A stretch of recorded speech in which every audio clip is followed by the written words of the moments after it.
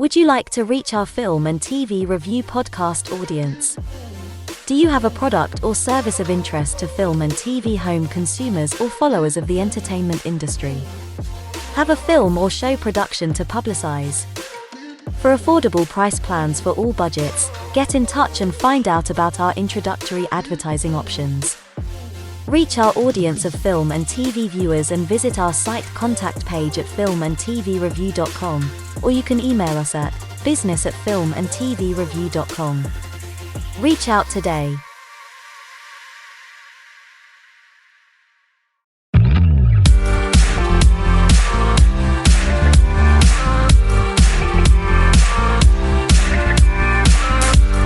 Welcome to filmandtvreview.com. Catch the latest film, TV and streamed show reviews every week.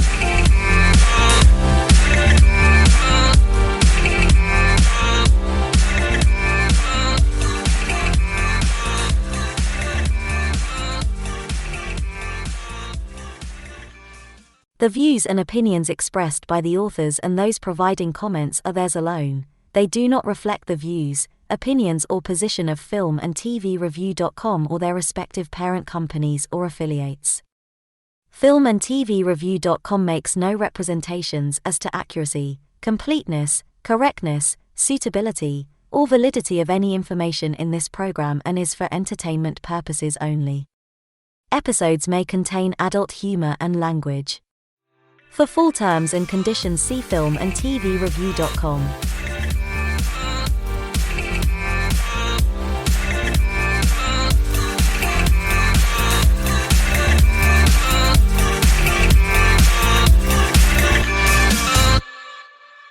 Hello and welcome to a retrospective special, a film and TV reviews retrospective of a much-loved series by me and Noel, who's joining me. It's on Dexter, which originally came out on 2006. I think it was Showtime or HBO or numerous wherever it tended to Yeah, sure. manifest around the world. This is a series, for the users who don't know, is charting the world of someone who's afflicted with a condition and has a compulsion to basically an anti-hero in some sense of the word, who works in pathology that in Florida, I think, in Miami, I think, or it's as the namesake is Dexter Morgan. So Noel, you've kind of like this, you've been actually binging this, and what did you hear about Dexter that actually made you actually want to catch up on this, on Dexter? Well, I really like police shows, and Dexter, I basically just heard was a serial killer show and a police show, yet it was really well done with great characters. I don't know what originally got me into it. I think I just needed a new TV show. And I said, oh, Dexter. So I started watching it, and then I got to the last season and then put off watching that season for about a year until I knew we were going to do this discussion. But the fact that it's just a character who you're rooting for, but it's also just a very well done story. Because there's a lot of anti-hero stories, there's a lot of police shows, but to combine them and have both those elements of the show be quite good, I think is a unique experience. It's kind of a very bit of a dark beginnings. We'll discuss about what the premise is of and who Dexter is, because the title in the show, and that's basically a very character-based story on him, on Dexter, his origins. But it is, I mean, you just start as a kind of intro because those who probably aware of it or not so aware of this show. It's it follows the beginnings of Dexter Morgan, who's suffers from trauma, which I'll let you explain, but it's kind of raised by a police officer, hmm Harry, who takes him under his wing. So just fill us in about the background of what Dexter is and what made him what he is, or and where we reach him as the series begins. So Dexter Morgan, his mother, his birth mother, was a police informant and paid the price with her life. And because of the way she was, put down by drug dealers, Dexter has theorized that he has become a serial killer. And he was adopted when he was an infant by Harry Morgan, who is a police officer. And Harry Morgan, as Dexter grew up, realized that Dexter had traits that showed that he could possibly become a serial killer. And when those traits became so strong, Harry basically taught him how to ethically put people down, so to speak. So Harry is a police officer. He got Dexter to work with the Miami Metro Police to look up cases and things. Those cases you hear about on TV, perhaps, where a rich person has gotten away with murder or a teacher has gotten away with hurting someone. It's usually murder that these people get away with, but they are bad people, drug dealers, murderers, pedophiles who get away with horrific crimes.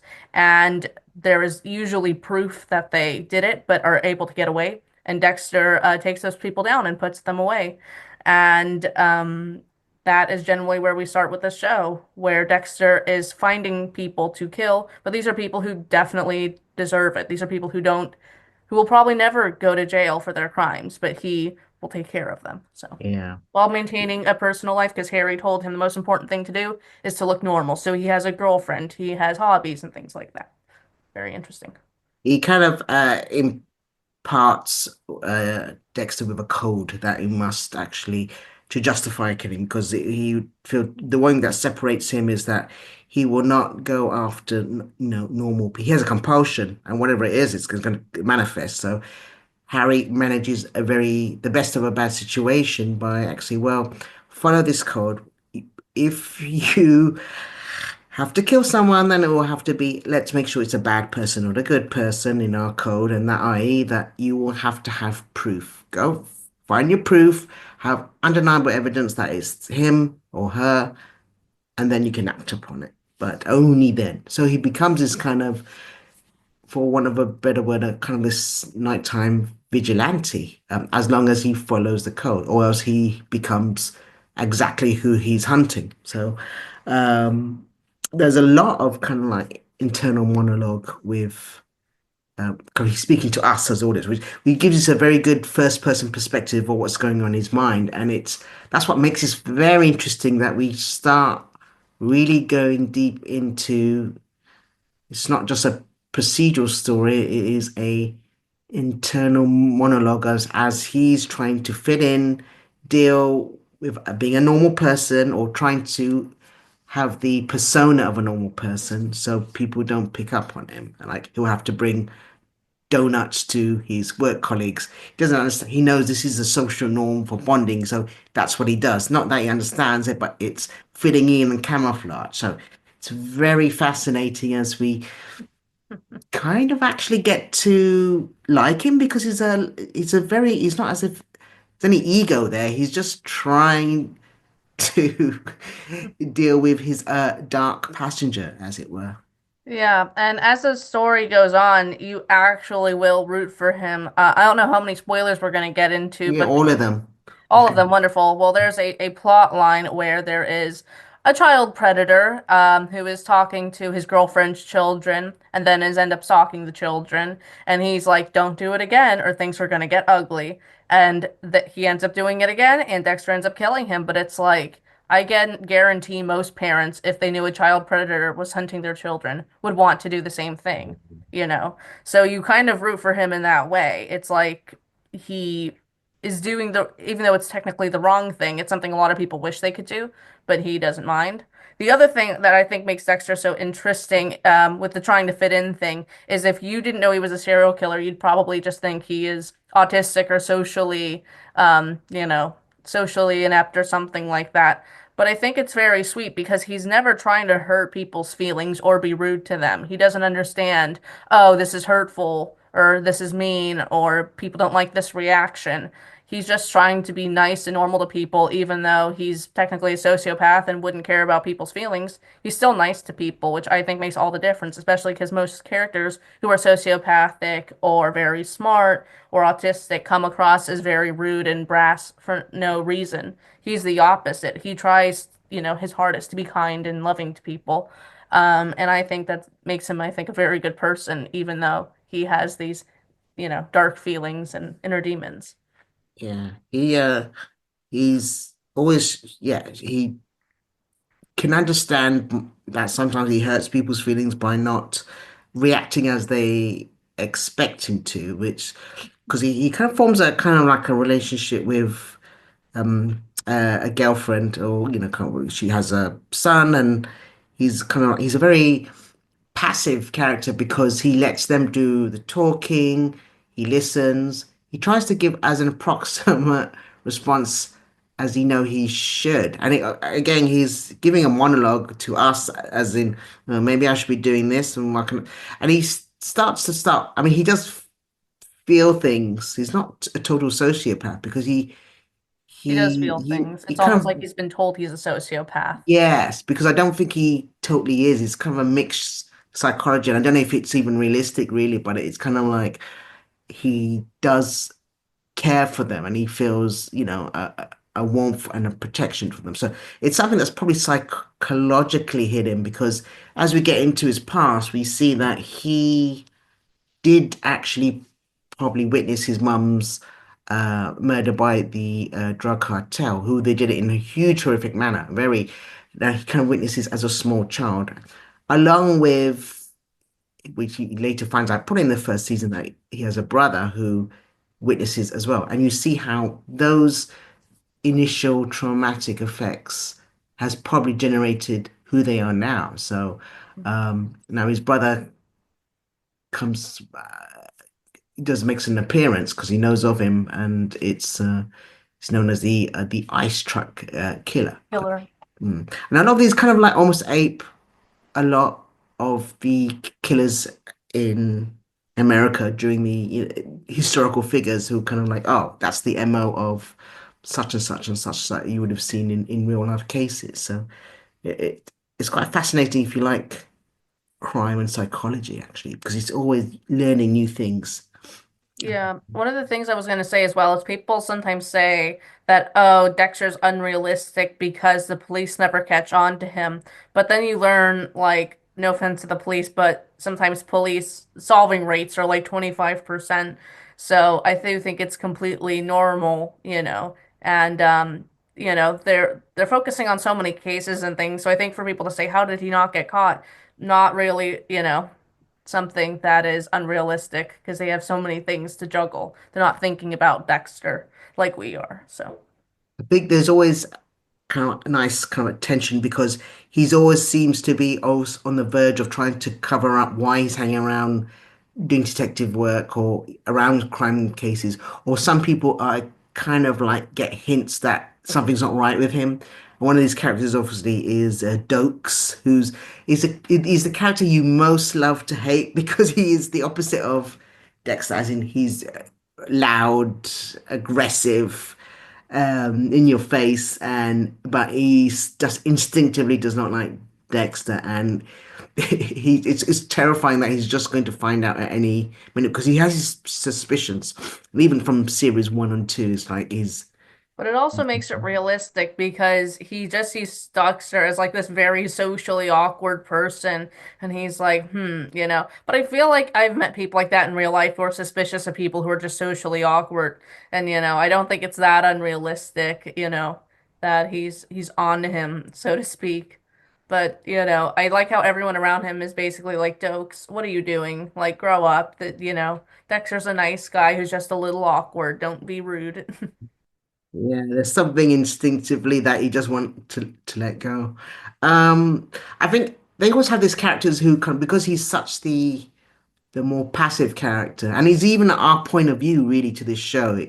He has a kind of surrounded by very emotionally highly strung characters, and I think one of them is in his life is obviously Debbie, his sister, Yes. who's almost like well, she's ambitious, but she's kind of like a bit of a mess sometimes. So you can see him being protective of how she could even just throw away her own career with her strongly emotionally led decisions a lot of the time. So it's kind of has a much protective role as a step brother to to a sister, let's say. Yeah, Mm. I do love their relationship though. I think it's so easy to have like an adoptive sibling relationship and just have them hate each other. But Deborah is, I think, very nice. I think she's a good character. I like their Mm. relationship until it gets Alabama-y, so to speak. But I think Yeah. they're good siblings. I mean, they've been together as siblings for nearly their entire childhoods, and they're different personalities, but she still loves him and treats him well. And because they don't have parents or any family really anymore, I think they get to stick together. And I think it's sweet that they are, working together and everything like that. I think she's a good character, although she has the worst dating decisions. I didn't think a single boyfriend of hers was good.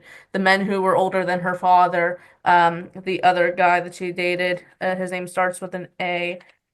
His name is Anton. Did not like him either.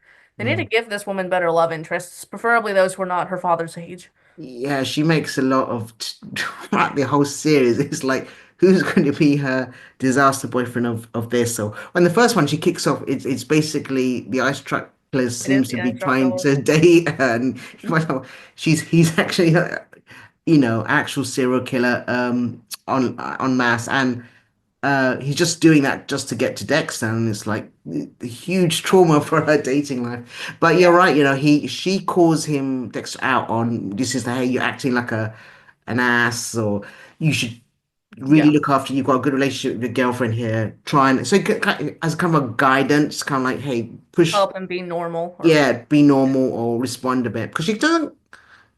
I'm not really sure if she just thinks of him as a dork, but yeah. she doesn't know Just just her the nerdy depth of brother.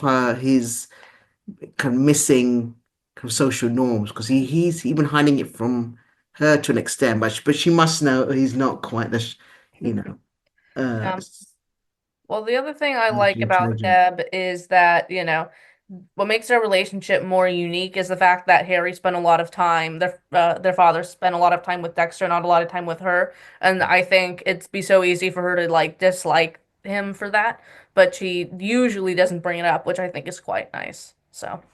And I like when one of them answers the phone and they say, "Hello, who is this?" And they're like, "We're looking for Morgan, the hotter Morgan." I think that's funny. So, as if Dexter's not really handsome. So, It's I do like you have so much flashback story because you got Harry, even though he's passed on at this time in life, he's kind of like a lot of his moral lessons you learn as you see Harry giving it to Dexter, as in like why you should do this or what's wrong or how do you train. It's very good. It shows his development, how it's from a teenage Dexter to kind of growing to who he is now, and it's it adds a lot of richness um yeah, to that because he almost because you go into Dexter's mind and he's almost hallucinates that Dexter because the code is the only thing that's keeping him on the straight and narrow. If he deviates that, he will start to fall apart. And so yeah. it's almost like an internal monologue with him and Harry and his lessons and Harry's code. That's why he keeps reciting it. And you can see he's on a tightrope always. So there's a lot of tension. What keeps because this went on for about at least 7 seasons or even more actually, Seven maybe. seasons, yeah. And Yeah, then spin-offs, yeah. and most shows kind of like sometime more modern day, and these are all 24 episodes per season. These weren't there was network television or to an extent or cable, so it's a lot of hours. But then maintaining that interests and Yeah. for all those years is we take it for granted then, but now it's like you see seasons that drop off after season two of 6 episodes or whatever. Yeah. And what keeps it so tight is that you've got all these tensions going on. You've got him being discovered. You're trying to unravel him, as in understand him, because it's a deeply, because you sympathize with him when you're thinking, well, how do you get to this stage? And then is he Yeah. going to fall apart? And then is he going to, so it's all these things you unraveling, getting deeper, and every single episode, you've all these things that could happen by the end. Either Well, he's going to be hunted, or he's hunting, his yeah. prey. Well, I think the interesting thing is, and of course this depends on the season, but you kind of know what's going to happen, but not how it happens. And I Mm. think that's what makes it more interesting because the how is what makes it Yeah. unique, if that makes sense. Like if you go to season three, the Miguel Prada season, Miguel Prada, his brother was wrongfully murdered, and he basically wants to become a serial killer like Dexter, and you know it's not going to end well, but it's how it's not going to end well that Yeah. makes it unique. Because yeah, he comes. I think every season is almost like who's the arching serial killer that is hunting over that season. You got and some very great character actors. You got uh like you got the Trinity Killer, and you've got John Lithgow, and you've got, like you mentioned, with Jimmy Smits. It's good actors, great television actors there, Yeah. very seasoned, and then doing this very dark and very fascinating character portraits that you've got going on, and you always feel scared for Dexter, and he's going up against this monster now. It's Yeah. just really fascinating. What for you was like highlights or kind of the big kind of like because you kind of watched it kind of relatively quickly, and I did as well because Yeah. I did a lot of binging back in the day, but also when it was more released. But what for you really sticks out in your mind about? I'm gonna say there's a very underrated season that people should talk about more, which is season five, where Dexter is found finds this girl Lumen, and she wants to kill the group of these men who are all rich and powerful, but they tortured her basically, and she wants to find them and kill them. And a lot of people say that Dexter after season four got bad, but I think season five is also quite good. I also like Lee Miller's character in it. You know, I think the Miguel Prada season's a little overrated, but I quite think that season five, this whole vigilante thing, it's taking it to a new level. The only thing I didn't like with this season is that scene with Deb, Dexter and Lumen, the girl who's hunting these guys, almost get caught and Deb just goes away. You know, it's like, okay, you're fine, which is so why it's so weird that she never accepts him for who he is later on. But I also really like the second season with Dokes. It keeps you on edge because Yeah. he's slowly finding out the truth. I think it's very unique. And yeah, I also like Brian Moser as a villain. I think he's underrated, though some people in the fandom think he's so good because as Dexter's brother, they're going back and forth emailing each other, trying Mm, to outwit each other. Poor Deb's caught in the middle of it. yeah. And then I just like the relationships with that Dexter has with everyone, where he's trying to be normal, but he's a good friend and family member and boyfriend to all these different people, while he's still struggling with all these different things. I think he's a good Yeah. for that. I always find it fascinating when he's having, he's in a relationship with obviously, Julie Benz is Hmm. very, a very Normal person. happy go happy go lucky and very normal. And that's is kind of best for him. It's kind of it keeps him so anchored and then of course as things progress, he moves on to other relationships or the in and out relationship and then Yeah.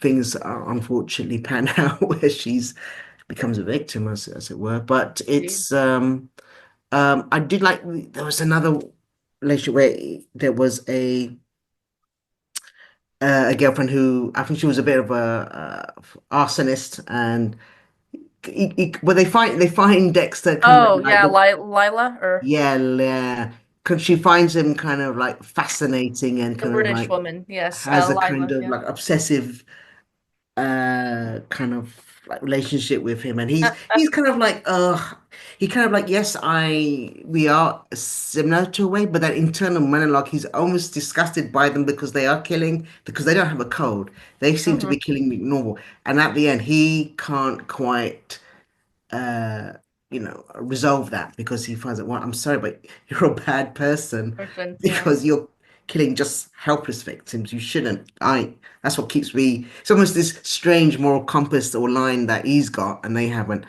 Yeah. And he Well, kind it's of like a knows killers cannot really coexist, even with his brother, because in the season yeah. one, Yeah. Well, he the can't. interesting theme throughout Dexter, even into the police stuff, is it ever okay to ethically kill? Hannah McKay, has killed people who wronged her, but it's similar to Dexter where it's bad people who will never pay for their crimes. Same with Lumen. So I think that's like an interesting theme throughout the entire show is what makes it okay to kill. But yeah, Lila, I hated her so much, probably because I've met people like that and they are annoying and I want to stay far away from them as possible.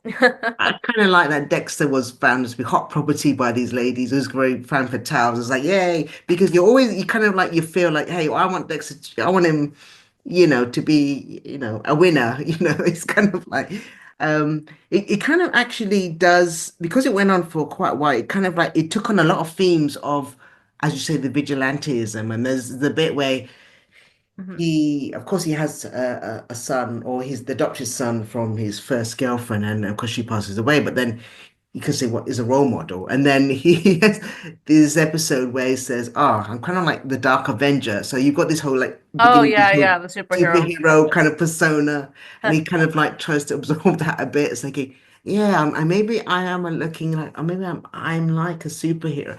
So it just takes all the themes that we have been coming on over the last 10 years or whatever, or in film and TV, and it's kind of it takes it, comments on it, and passes it through. So it's Yeah.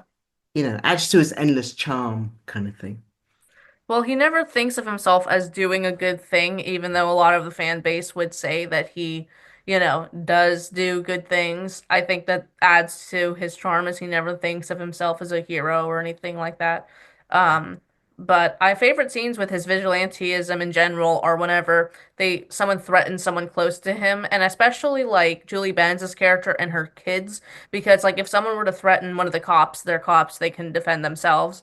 But this, stay-at-home mom and, her ex-husband who was abusive when he protected her from him, like that makes me happy, to see someone stand up for people who can't stand up for themselves. Well, it's kind of like you living vicariously for, victims or just normal people. Then you see these threats on bullies Hmm. and very kind of aggressive, entities that enter everyone's lives. But then he doesn't have that line where he says, okay, well, here's what I'm just going to go some straight to 0 to 100, and probably you're going to Yeah. end up on my table. It's kind of like, justice is coming, and it's like like the pet dog where it's an animal, but so you've got that at your side. So yeah, it's very comforting, and it's kind of wish fulfillment almost, because these norms that you can't cross, but he has no compunction about doing that. So yeah, it is kind of almost a wish fulfillment kind of thing. And he Um, has kind of because he works for the police, he has a way to like get away with it, so to speak. So, you know. it kind of you kind of feel that there's some other themes going on with it's like isolation, but also addiction. Because I Yeah. think because he does try. Look, does he need to? Because over the course of this series, it goes on for maybe 5 years, 7 years. But it's kind of like, do I need to? How can I stop? Well, I want to stop. And he actually there are periods where he just says, I, I shouldn't be doing this anymore because there's too many circumstances I can get caught and it's spoiling my life and I want a normal life and he tries to stop but he has this compulsion which manifests itself where he really can't stop. Yeah. It is his nature. But And also, I don't think that's necessarily wrong. That's why I hate when all these characters act like he is a bad person because he's still not, doing anything totally atrocious, which I know sounds weird, but he just, he's not. And I think the thing with addiction, like, because in season two, they play this addiction storyline where Rita finds out he has an addiction, doesn't know what it is, but makes him go to AA or, a different anonymous group like that. But I honestly think, depending on someone's issue, I don't think they have to give something up completely. They can just do it less or justify it some other way. So, but I think it depends on what it is. But yeah, it Dexter, like, I wish someone would have told Dexter, apart from maybe Hannah McKay, that he isn't doing anything horribly wrong, even though he could get caught. So, yeah, it's very it kind of I like how it's kind of like almost you always get this compulsion to kill since it's in our DNA, unfortunately, and whether you want to admit it or not. But it kind of we go through these. What's the philosophy?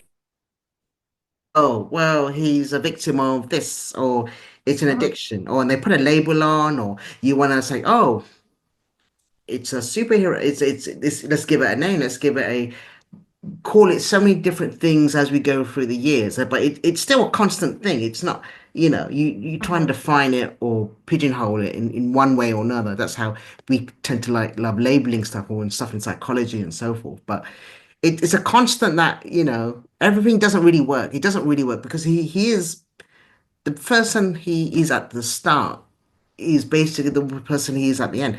There is some growth, as in he's high functioning because he cares for people and so forth. But so it makes him more digestible. But he doesn't really change from who he is at the start to the end, Yeah. which is good. You don't see a growth. It's not because it wouldn't be realistic. It's something he's inherent to him and his nature. I think so.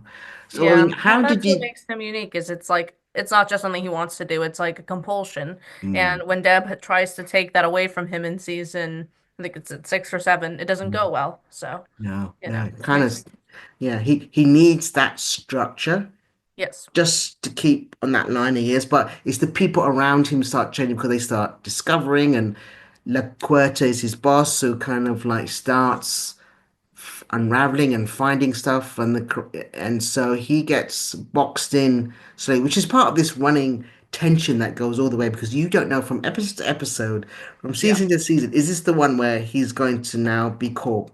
exactly. Because you don't know. You really don't know. And it keeps you like, and you're always holding your breath from scene to scene, or it's like, everyone's got the furtive looks, his direction, and then, oh my God, does it's quite a tense.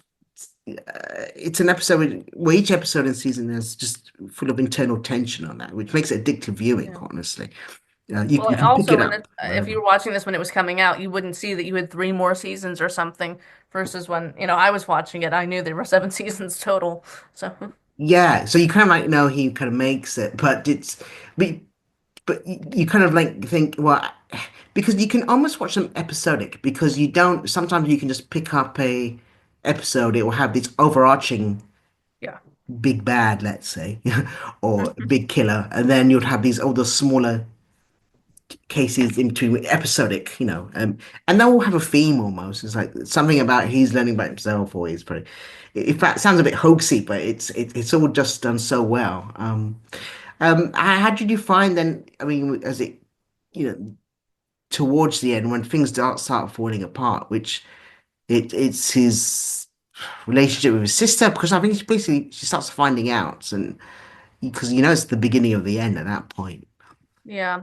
Well, I think with Deb, like I'm kind of disappointed that she thought it was so awful, especially when her mother, her father and the father's mentor for this whole thing didn't think it was that awful. Like I think I don't want to say she had an overreaction, but at the same time, it's like he's not just killing random people. He's killing people that you as a police officer know, isn't going to do anything. I think the LaGuerta situation would be impossible though because it's like Dexter, look what do you even do in that situation? Mhm. But I think it's, the start of the end is Debbie spiraling and not knowing what to do. So she turns to drugs and everything, gets a new job, and it I feel like at that point he doesn't know if she won't out him at any point, which makes it really hard. And then when Hannah McKay comes back in, or if she ever left, really, she doesn't like her as well, which adds more stakes. So, but I think Deb was not very understanding, and I don't think it's really in her character to be as l less understanding as she was. Yeah, it's kind of like yeah, she's because she's dealing living with the knowledge, and then she'll never come back from it because she's very well. She's probably angry that she didn't know for all these years because she's someone she's Yeah, grown up with or lived with basically, and then I think she starts acting out this, and when she tries to accommodate, oh no, well, look, let me understand your code because she kind of, because she develops feelings for Dexter, and it's kind of like it comes a bit odd, but then I kind of think it's a manifestation of her spiraling out of control, like it's. she's a lot of feelings where every person she's fallen or had a relationship with somehow has just gone awry, and she can't trust Yeah. people at all, and it's a bit odd. Yeah, So she's what in did her own corner because she can't t trust her love interests. She can't trust her father because of this whole Dexter situation, and now she can't trust Dexter. So, yeah, she's going to become quite isolated and just start to spiral. How did you find then as it approached the sixth and seventh season? Because like I say, it's quite a miracle that this a series like this with 24 episodes each one then lasts so long, and then how do you end it? How do you now the ending was a bit of divisive because it's yeah. come on. Well, like I like that I don't think Deb should have died, especially because they've killed off basically every female character in this show. Mm. And kept basically all the male ones. But I think if she had to die, like not making it just an immediate death and being like, oh, medical incident, take away Mm. that hope. I like how chaotic it was though. Her boss came back to bite, everyone in the butt. Because he's very interesting. He seemed her boss in the last season seems like such a cool, nice guy giving her a job and, asking no questions, but it turns out he just wants to sleep with her. He's a, Mm. horrible, person and is almost the key to the undoing. I also wish we saw Aster and Cody again, his ex-wife Mm. children before it, before the show ended. But I mean, I think it should have ended with I don't know, just not the way that it did. So, but season Yeah, it six and kind of seven were really almost come it problematic. comes soap opera-ish where it's the on their boat, on his famous boat where he used in the bay, and then he kind of Yes. this trapped in a squall. It's like what? Well, okay, and then I kind of think yeah, Debbie should have. I think he should have probably then just left. Debbie could have been left there as like I obviously you'll never accept who I am, and I can't really exist here now that you know. So he Yeah. would have just to have to move on, which he kind of like he almost did actually. I think there was in the mid-season where he's kind of in mid show run where he went to Argentina for a while, and he was kind of because he was just getting too much flack from everything because he was almost being discovered and have a new life, but then came back. Yeah. But here he could have like he should have just left, and then Debbie should have been just left. Yeah, because she's such a good character. Yeah. She's the opposite of Dexter, but she's such kind of almost like a firecracker. But the emotional up and down upheaval, you just don't know where you stand with her, and it's but a great performance for as a good double act almost. Yeah. Um, and so that show kind of ended, and but you didn't you found the ending considering it's a bit of a downer, then a bit disappointing because I think at the Yeah. time it did feel like that. Well, I definitely think one of the laziest things that screen or showrunners can do is kill off a character. I think it's very lazy, and that's not what happens in real life, and it just adds another, lap away from realism. But I mean, if she had to die, that would be a way to do it. I'm also watching the show SWAT now, and Kenny Johnson was in the last couple episodes of season 7, and he's the main character in the show SWAT now, which is pretty funny. But I think the serial killer, I think it's interesting because it's like the serial killer for the last season, he, you know, was trying to be helped but still wanted to be evil basically. So, but I think he should have gone with Hannah McCade to Argentina, And I like how she outsmarts Deb's boss in the end. I think that was hilarious. Yeah, there's always a very good with back and forth, as in because in challenge, the serial killers in the show, because of survival alone, they're quite methodic, intelligent. So there's always a chess game mentally between Dexter and the killer of that season, or so forth, Yeah. which is another level, as in say, because it's all sometimes they come face to face, but within their social norms, and so they can't show their hand, or Yep. he can detect, oh, these are the tells of a killer. So it's always fascinating that, oh, does he know that I know, and so forth. Or Yeah. you're wondering Especially who has when like spotted who Dexter first. can't be communicate normally with most people, but can figure things out about other serial killers. I think it's so unique. Yeah, it's quite fascinating, almost whether it's real or not, but it's very great show. I mean, look, for props to Michael C. Hall for just delivering because he's such a softly spoken actor. But then, if it was any more harsh any performance, it would you'd probably wouldn't have warmed to him so quickly or over this whole season, despite the terrible things that he does do. Mhm. It's a great performance throughout the whole show. Um, so Yeah. when that ended, obviously it's like there is a post-credit scene where it just ends with him that oh he's found somewhere else to live and he's just in a very isolated, looks like logging kind of like job somewhere or in I don't know who where, but it looks like maybe Canada or wherever. And then it's just him looking at the camera and then thinking, yeah, I guess so. Which is I found it was fine because as I say, characters don't die. It could easily have been oh he dies at the end, it would be just operatic, but he he hasn't changed and he just has to move and that's it. But he internally is the same.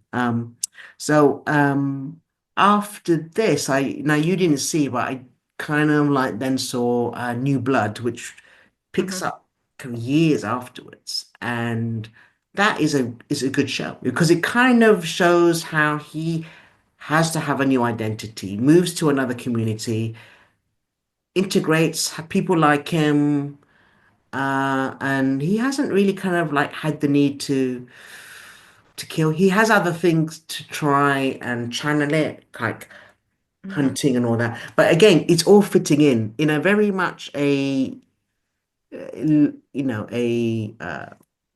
town, small, very small town, and it's like all those things. And you're wondering, is he going to, what's going to trigger him? So and it can again another overarching killer is in Yeah. town. So it's only like a short run, but it kind of gave you a nice closure. I would say closure almost with Dexter, as in, does he meet his demise?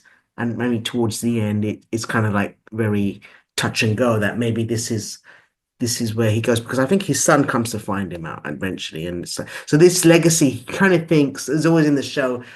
Am I a good enough parent, and is he going to